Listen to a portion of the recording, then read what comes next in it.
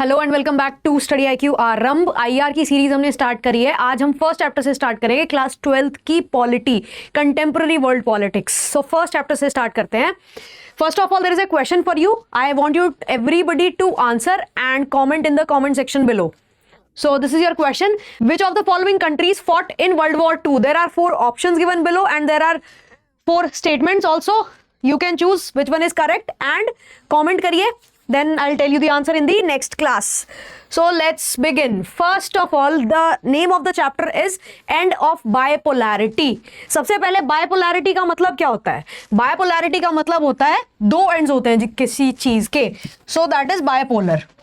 जब वर्ल्ड 2 हिस्सों में डिवाइडेड था, that is US and USSR, तो उस फेज को कहा जाता है बायपोलर फेज या बायपोलैरिटी. तो ये बायपोलर फेज एंड कब हुआ था? ऑब्वियसली जब one of these ends will disintegrate, जब इनमें से एक डिक्लाइन हो जाएगा तब वर्ल्ड जो है वो यूनिपोलर बन जाएगा या फिर मल्टीपोलर बन जाएगा, अगर बहुत सारे एंड्स होंगे तो उसके. तो इनमें से एक जो पार्ट था, एक जो कंट्री था, वो कोलैप्स कर गया था, विच resulted in the transformation of the world into a unipolar world. और वो कब हुआ था? जब यूएसएसआर डिसइंटीग्रेट हुआ था. So that is we are all going to study about bipolarity. तो इस पिक्चर में हमें क्या देखने को मिल रहा है? One is the communist state, communist country, and another is the capitalist country, that is your US. ये हमारी यूएसएसआर है, this is representing Russia and this is representing US, that is America.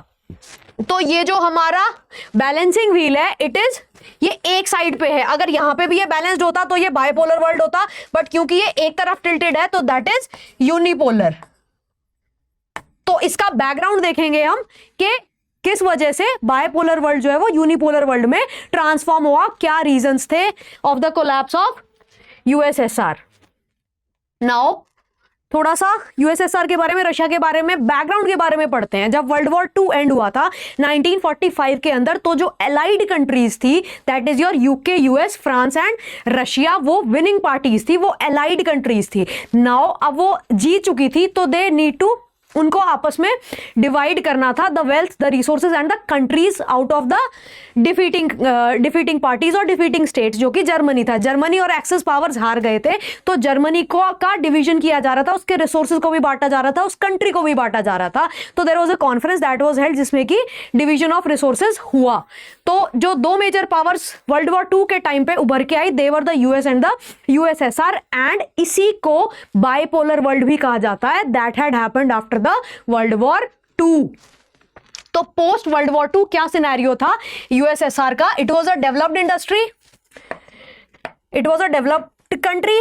USSR जो था वो एक developed country था, अच्छे खासे रिसोर्सेज थे, अच्छी खासी वेल्थ उसने ऑक्यूपाई कर ली थी, राइट. जो बेसिक नेसेसिटीज थी वो स्टेट पूरी करती थी, like housing, health care and education. और आपको एक चीज बता दूं, दैट रशिया और USSR, it was the first successful socialist state.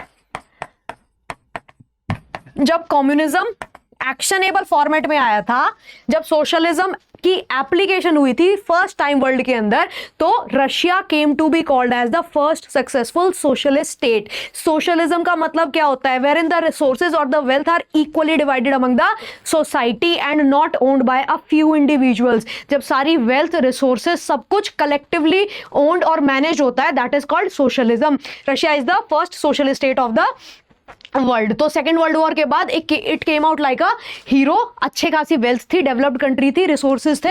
Then जो इकोनॉमी थी, it was controlled by state. Socialism का एक फ्लॉ होता है कि जो इकोनॉमी होती है, it is controlled by the state. तो स्टेट का कंट्रोल किस पे था? लैंड पे और बिजनेसेस पे या ट्रेड के ऊपर. क्योंकि लैंड कैसी थी? कलेक्टिव फार्म थे, देयर वर कलेक्टिव फार्म्स, ताकि किसी के पास लैंडलेसनेस ना हो, ज्यादा और कम का बहुत ज्यादा गैप ना हो, डिफरेंस ना हो, इसीलिए लैंड को कलेक्टिवाइज किया जाता था. Then what was the challenge? There was authoritarian rule. Authoritarian rule का मतलब क्या होता है? कि there was no political freedom, political rights या फ्रीडम नहीं थी. That means there was no freedom of speech, right. They were limited by certain challenges. Authoritarian rule में हमें पता ही है कि जहां पर स्टेट कंट्रोल करती है हमारे कंडक्ट को, personally as well as professionally in the public sphere. There was limited democracy, right? Then there were certain internal problems also, like the bureaucracy. Bureaucracy के साथ problem क्या थी? It was rigid and inefficient. Russian bureaucracy क्या थी? Rigid और inefficient थी. And there was economic stagnation. Why there was economic stagnation? Because there was no liberalisation, there was no privatisation and there was no globalisation, right? तो इस वजह से economy जो थी रशिया की वो स्टैग्नेंट थी. एक लेवल तक ही वो ग्रो कर रही थी, उसके बियॉन्ड वो ग्रो नहीं कर पा रही थी. रीजन उसके ये 3 लिमिटेशंस थी.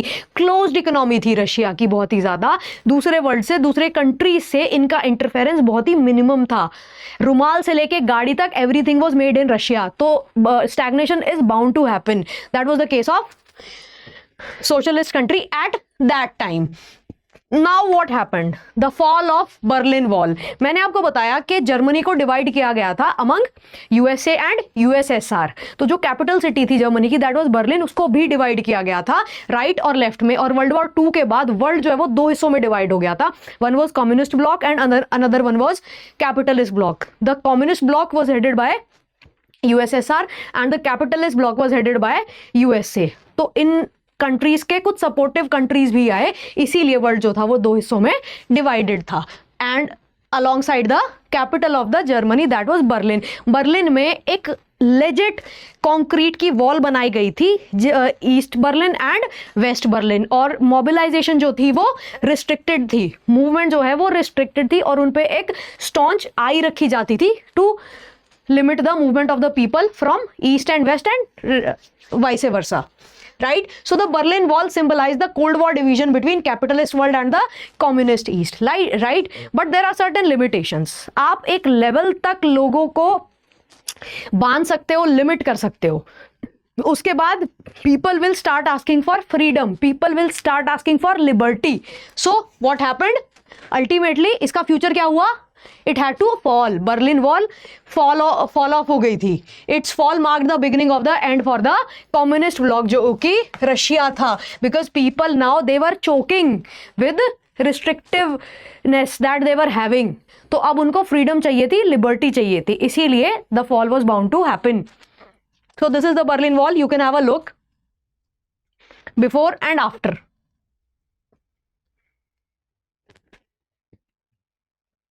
अब रीजन क्या थे बर्लिन वॉल की फॉल के? Like I already told you. First of all restricted freedom. East से वेस्ट जर्मनी जाने का राइट नहीं था लोगों को, ठीक है. They were carefully observed by the East German police, that was Stasi. Second reason was the economic hardships. लोगों को बेसिक चीजों के लिए भी फाइट करना पड़ रहा था, चाय दूध कॉफी के लिए भी फाइट करना पड़ रहा था, क्योंकि अवेलेबिलिटी नहीं थी, अबंडेंस नहीं थी, which created a black market. और ब्लैक मार्केट में क्या होता है? ब्लैक मार्केट के अंदर सेम बेसिक कमोडिटीज के प्राइसेस काफी ज्यादा हाई हो जाते हैं, which becomes impossible for a common man to buy, क्योंकि उनके रिसोर्सेज लिमिटेड होते हैं, उनकी सैलरीज लिमिटेड होती हैं. वो 50 रुपए का दूध 150 में नहीं खरीद सकते, एक लेवल तक खरीदेंगे, उसके बाद they will start opposing and rebelling against the government. That had what had happened in Berlin. Third reason was psychological impact. आप एक देश नॉर्मली फंक्शन कर रहा है, आप उसकी स्टेट को डिवाइड कर दोगे तो साइकोलॉजिकल इंपैक्ट नहीं आएगा, which was called the wall sickness. There is a term used for it, wall sickness. It was a type of emotional distress which became common among the East Berlins, right? Next reason was suppressed cultural expression. Creativity को suppress कर दिया जाता. They were made to behave and live in a certain manner which limited their creativity, their uniqueness and their own thing. कि आपको एक particular way में ही behave करना है, वैसे ही आपका कंडक्ट होगा. आप एक लिमिट तक ये चीज सहोगे, उसके बाद यू विल स्टार्ट अपोजिंग कि no I am not going to live like this. So ये रीजंस थे हमारे फॉल ऑफ बर्लिन वॉल के. Now domino effect. What do you mean by domino effect? Domino effect का मतलब होता है जब एक चीज गिरती है तो उसके साथ काफी सारी चीजें कोलैप्स करती हैं. Eventually it started the chain reaction. जैसे ही बर्लिन वॉल कोलैप्स हुई तो काफी सारी कंट्रीज जो थी they started opposing the communist regime, और उन्होंने डेमोक्रेसी के लिए आवाज उठाई, रिवोल्ट किया अपने कंट्री के अंदर, and it started a new order. एक नया पॉलिटिकल ऑर्डर स्टार्ट हुआ. For example in Poland and Czechoslovakia, जो ईस्टर्न जो They are located right here. You can have a look. And the Soviet Union or Russia could not check these advances. Reason being क्योंकि internally militarily weak हो गया था Russia. तो ये जो developments हो रही थी ये okay. So inability and conflict, civil wars होने लग गई काफी सारी कंट्रीज में, especially on the eastern side of Berlin जहां पर कम्युनिस्ट रिजीम था. इंसर्जेंसीज होने लगी काफी सारी रिपब्लिक्स में. देन नेशनलिज्म एंड सेक्सेशनिस्ट टेंडेंसीज आई जिन्होंने की फर्दर फ्यूल अप किया रिवोल्ट्स को कंट्री के अंदर, because they were opposing now the communism. Then there was competition for resources, basic resources like your oil and gas, क्योंकि इनके prices shoot up करने लग गए थे. So now people started revolting for basic things. Now you can have a look at the Cold War scenario. During the Cold War scenario, so there are various things like first of all जो dark pink में है, these are the countries of the जो part थी Warsaw pact की. आपको दो basic चीजें बता देती हूं मैं, एक है नेटो और एक है Warsaw pact. NATO is collective defence और collective alliance of the countries जिन्होंने डिफेंसिवली अपने आप को एक ग्रुप में डाला गया है जिसमें बहुत सारी कंट्रीज आती है. 1948 में ये बनाया था which was initiated by USA. इसमें यह बोला जाता है कि किसी भी कंट्री पे अटैक पूरे सारे कंट्रीज पर अटैक माना जाएगा, right. So that is NATO. और नेटो का ही सिमिलर लाइंस पे यूएसएसआर ने हेड किया जो वो बनाया गया, that is your Warsaw pact. तो ये डार्क पिंक में जो है these are your Warsaw countries right here. Then pink colour में जो रेड में है वो वॉर्सो कंट्रीज. डार्क पिंक के अंदर आपकी कम्युनिस्ट एलाइड कंट्रीज जो यूएसएसआर को सपोर्ट करती थी. You can have a look. Then light pink में there are other allies of USSR जो बियॉन्ड रशिया दूसरे कॉन्टिनेंट्स में लाई करते हैं. देन द ब्लू ये नेटो वाली कंट्रीज हैं जो नेटो का पार्ट थी. Then light blue other allies of USA in the South America and Central America and some parts of Africa also. Then the countries in black, some countries in Africa including India and China, these were neutral countries which didn't support any of the blocs, rather they supported NAM, non-aligned movement, which was a historic move of India. So ये था आपका cold war का scenario and certain segments of the world. और cold war कब से कब तक चली थी? 1945, just after second world war, जब वर्ल्ड डिवाइड हुआ था टू पार्ट्स में, and it ended in 1989 and eventually in 1991 after the disintegration of USSR. Then cold war था क्या? I already told you, just have a look. It was a period between 1945 to 1991, which culminated in the disintegration of USSR in 1991. तो ये एक period था इस time पर of geopolitical tension between Soviet union and its satellite states and with the USA and its allied countries, right? तो post world war two the world got divided into two power blocs dominated by two super powers, Soviet Union and the US. So they primarily engaged in an ideological war. और वो ideological war क्या थी? One was a communist bloc and another was capitalist bloc. अच्छा, इनमें difference क्या था? Communism का मतलब होता है कि रिसोर्सेज जो होंगे, वेल्थ जो होगी, वो इक्वली डिवाइड होगी. There will be a check कि कोई भी एक सर्टेन अमाउंट से ज्यादा वेल्थ को एक्यूमुलेट नहीं कर सकता. दैट इज कम्युनिज्म और सोशलिज्म. वेयर इन कैपिटलिज्म का मतलब क्या होता है? There is free market. there is free market, there is liberalization, privatization and globalization, wherein the economy is very much open. And communism में क्या होता है? There is closed economy. So these are certain differences between these two power blocks. तो ideological difference ये थे basically. एक believe करता था equal distribution of resources में, दूसरा free market में और free will में believe करता था. ये difference था. Then you can have a look at the collapse of Soviet Union, and post this collapse or disintegration, it created a new world order. Definitely, जो communist states थी, now they were परेशान हो गई थी वो communism से, क्योंकि communism के अंदर डेवलपमेंट जो होती है वो लिमिटेड हो जाती है, आप लिमिट कर देते हो, क्योंकि your economy is not connected to the economy of the world और other countries, so there is a certain limit to your GDP, to your growth, to your economy, so they were not happy by this. Now what were the causes of collapse of USSR, क्यों disintegrate हुआ था?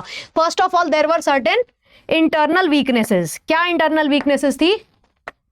इन the political system and economic system. Political system में क्या weakness थी? There was restriction in the freedom, in the political freedom basically, because democracy was there but there was limited democracy. There were certain constraints on the rights of the people. They were not given freedom of speech, they were not given the right to criticize their government, so democracy was limited. Then economic system में क्या limitation थी? मैंने बताया हुआ है आपको कि एक सर्टेन लेवल तक आपकी इकोनॉमी ग्रो करती है क्लोज्ड इकोनॉमी के अंदर, उसके बाद स्टैग्नेशन आ जाती है. So the major problem was economic stagnation. Second was military spending इतनी ज्यादा थी कि रिसोर्सेज को डिप्लीट कर दिया था, and there was lack of innovation. अब इनोवेशन कैसे आएगी यार? एक कंट्री से दूसरे कंट्री में जब चीजें फ्लो करेंगी, टेक्नोलॉजी फ्लो करेगी, तभी तो इनोवेशन आती है. अब आज हमें अगर एप्पल के फोन्स नहीं मिलता है, आईफोन नहीं मिलता, तो फिर इनोवेशन कैसे आती, राइट? तो सेमीकंडक्टर, सिलिकॉन चिप्स, इनका तो ट्रांसफर होता रहता है पूरे वर्ल्ड में, right? So third reason, growing awareness of the west. West जो कि एक कैपिटलिस्ट वर्ल्ड था एंड जो कि अच्छा खासा ग्रो कर रहा था economically. Economically it was growing, so people were feeling the missing out, जो वो होता है, people are feeling missing out of the economy. So citizens saw the contrast in living standards. कि capitalist country तो अच्छा खासा life standard जी रहे हैं वहाँ के citizens, तो they are leading a good life, a sound life. Why can't we? So they started questioning their own governments. So one day they had to collapse. Then lack of accountability. Government की कोई accountability ही नहीं थी. आप क्या policies लेके आ रहे हो, आप क्या लॉज इंट्रोड्यूस कर रहे हो? You should be accountable and answerable to the people, which the USSR government was not. Therefore it created a resentment in the minds of the people, in the citizens, so they started criticizing their government and ultimately culminated in the form of disintegration, which gave a final blow to USSR and communism. Then rise of nationalism. The republics, they wanted independence, like the Baltic states. Baltic states were under USSR. They were under USSR. Baltic states कौन सी थी? Estonia, Latvia, Lithuania, ये countries. So now they wanted nationalism. They wanted themselves to be republics. कि उनका जो head of the government होगा, that should be chosen by the people themselves and not by their own. So these were some of the reasons for the collapse of USSR. First was internal weakness, economic stagnation, growing awareness of the West, lack of accountability and rise of nationalism. Then Gorbachev's attempt at reform.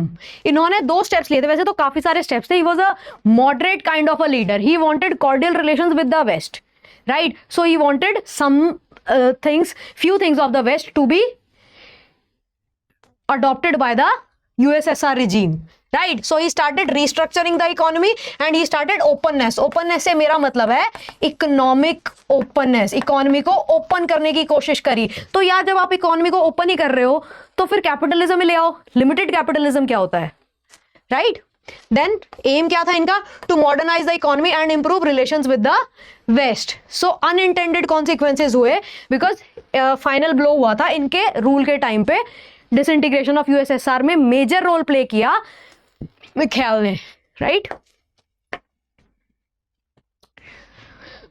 तो इनके steps के consequences क्या हुए? Economic consequence क्या थे? Collapse of state industries, ये collapse हो गई. Ruble clash, hyper inflation, savings खत्म होगी, कलेक्टिव फार्म्स डिसॉल्व हो गए, food insecurity, food imports, basic चीजों की स्कार्सिटी आ गई, केओस हो गया. देन सोशली क्या कॉन्सिक्वेंस आए? Welfare system destroyed. जो बेसिक फैसिलिटी स्टेट प्रोवाइड कर रही थी, नाउ इट कोलैप्स, क्योंकि स्टेट के पास भी रिसोर्सेज नहीं थे. It resulted into poverty and rising inequalities. जो इनइक्वालिटीज को आप कम करने की कोशिश कर रहे थे, अब वो वापस से आ गई. सो बेसिकली सिस्टम में इनहेरेंट इफेक्ट्स थे जो आपने एड्रेस नहीं किए. देन पॉलिटिकली वीक पार्लियामेंट्स थे, स्ट्रॉन्ग प्रेसिडेंट्स थे, तो इसमें क्या होगा, पार्लियामेंट डिसॉल्व हो जाएगा and president will allocate somebody else to rule. Authoritarian regimes आ जाएंगे सेंट्रल एशिया के अंदर, democracy building neglected, revival in some economies due to resource export. So these were the consequences. Now transition to capitalism. Shock therapy क्या होता है? Shock therapy का मतलब होता है कि नाउ सिंस द कम्युनिज्म जो था अब वो कोलैप्स कर गया था, now they needed a transition, they needed a model of the government to operate, so that model was capitalism. तो कम्युनिज्म से कैपिटलिज्म का जो ट्रांजिशन था, जो क्विक ट्रांजिशन था, प्रॉम्प्ट जो चेंज था, ट्रांसफॉर्मेशन जो था, that is called shock therapy. अभी तक आप कोई और बुक पढ़ते आए हो, एकदम से दूसरी बुक आपको पढ़ने के लिए बोले विद अ डेडलाइन, तो आपको एक शॉक लगेगा। So that was there, that is what is called shock therapy. So the rapid transition to a market economy. तो कम्युनिज्म से कैपिटलिज्म का जो ट्रांसफॉर्मेशन था, जो ट्रांजिशन था, that was called shock therapy. And since this was very rapid and prompt, that is why it is referred to as shock therapy. There were negative consequences. It is bound to happen because economic ruin हुआ, poverty आई, inequality आई, एकदम से they were not fluent with the system. They were fluent with communism. अभी एकदम से transition आ गई तो आप कैसे adopt कर पाओगे smoothly?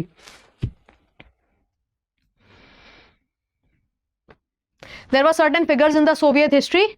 Lenin, Stalin, then Nikita Khrushchev, then Leonid, then Mikhail Gorbachev and Boris Yeltsin. अब इनके बारे में कुछ कुछ देखते हैं। तो सबसे पहले Lenin was the founder of USSR, क्योंकि रशियन रेवोल्यूशन के टाइम पे it was Lenin, he was leader of the revolution. Marxist theories इन्होंने अडॉप्ट करी थी and he guided USSR through post revolution crisis. He had led the economy after Russian revolution. Then Stalin, he succeeded Lenin. He carried out rapid industrialization. इन्होंने forced collectivisation किया, किसका? Farms का। Collective farm start किए थे इन्होंने forcibly. World war second में victory इनकी वजह से आई थी। Then great terror and authoritarian rule, काफी स्ट्रॉन्ग रूल था इनका, बहुत ही रिजिड थे ये अपनी अप्रोच के अंदर। Then the next leader Nikita, he had denounced Stalin. इनकी जो रिफॉर्म्स थी स्टैलिन की, वो इन्होंने अंडू करने की ट्राई करी। He wanted a peaceful coexistence, ये याद रखना, he wanted a peaceful coexistence. Then he suppressed the Hungarian revolt. Cuban missile crisis इनके टाइम पे हुआ था। क्यूबन क्राइसिस क्या था? क्यूबा के अंदर रशिया ने अपने न्यूक्लियर मिसाइल्स डिप्लॉय कर दिए थे और भी करने वाले थे, जिससे कि जो कि यूएस की एक नेबरिंग कंट्री है, तो यूएस को काफी ज्यादा थ्रेटेंड फील हुआ, so which created a face off. तो before that final face off इनके बीच में बातें हुई and amicably they resolve their issues और क्यूबा से मिसाइल विड्रॉ कर लिए थे। देन लियोनिड ब्रेजनेव, इन्होंने क्या किया था? एशियन कलेक्टिव सिक्योरिटी प्रपोजल दिया था। डिटांट फेज विद यूएस इनके टाइम पे चला था। ही हैड सप्रेस्ड चेकोस्लोवाकिया का रिवोल्ट एंड अफगानिस्तान के इन्वेजन में he is the man responsible behind that. Then Mikhail Gorbachev, इन्होंने क्या किया? इनके दो वो थे, restructuring and openness to the economy. इन्होंने आर्म्स रेस को खत्म किया था। He had withdrew from Afghanistan and Eastern Europe. German unification में हेल्प करी थी इन्होंने, और इनके टाइम पे कोल्ड वॉर एंड हुआ था and he had been blamed for the collapse of USSR. Then Yeltsin, he was elected as the first Russian president, opposed Gorbachev in, he was key in dissolving USSR, oversaw difficult shift to capitalism. तो ये इनके कुछ कुछ functions और roles that they played. अब cold war खत्म होने के बाद the world was transformed.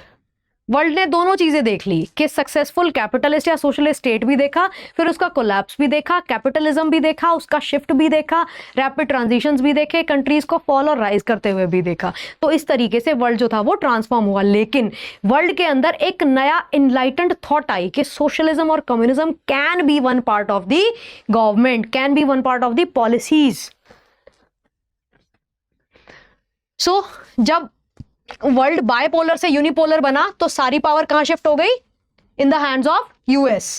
capitalism becomes the dominant force.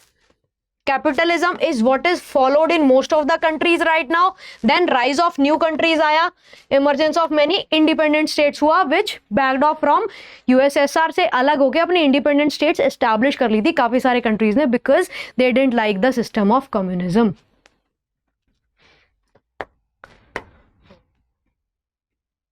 Now India's relations with post-Soviet states.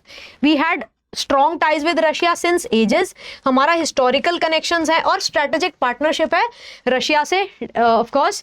Then economic and military cooperation भी है हमारा हर field में, political, economic, social, cultural, international, हर तरीके से we are connected with Russia. There's a shared vision of multipolar world. Both believe in the multipolarity of the world. Then our relations with USSR. तो economically अगर हम देखें तो हमारे जितनी भी PSUs हैं, पब्लिक सेक्टर जो अंडरटेकिंग्स हैं, उसमें काफ़ी ज़्यादा हेल्प करी है रशिया ने वो एस्टैब्लिश करने में, काफ़ी सारे प्लांट्स को एस्टैब्लिश करने में फंडिंग करी है रशिया ने और टेक्नोलॉजी ट्रांसफर भी किया है. लाइक योर विशाखापट्टनम के जो के अंदर जो प्लांट है, हैवी प्लांट्स है, हैवी इलेक्ट्रिकल्स वगैरह, उसमें काफ़ी हेल्प करी है. Then politically Russia had supported India's move with respect to Kashmir, with respect to Pakistan. So then military wise, India had received most of the military hardware from Soviet countries, right? Military technology time and again Russia में देता रहता है, and I think India is the second largest arms importer of Russia. Russia से हम बहुत ज़्यादा arms equipments लेते हैं, even present day. Then culture में हमारी हिंदी फिल्म्स, उज्बेकिस्तान वगैरह, इनमें बहुत फेमस है. हमारा बॉलीवुड, हमारी soft power, time and again we are applauded for our soft power. Then collapse of Soviet Union marked a significant turning point in global history. Definitely there were many transformative changes that had taken place in the world after the fall of USSR.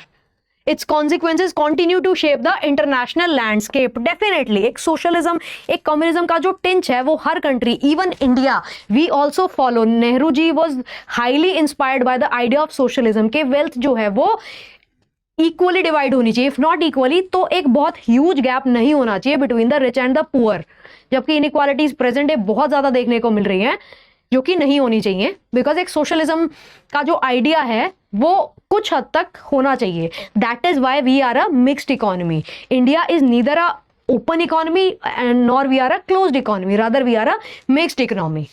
तो socialism का एक tinge देखने को मिलता है. So this was our class of today. If you have any doubts, you can comment below or you can reach out to me to my Telegram channel. Do like, share and subscribe if you like the video or the series. Be consistent. Take care.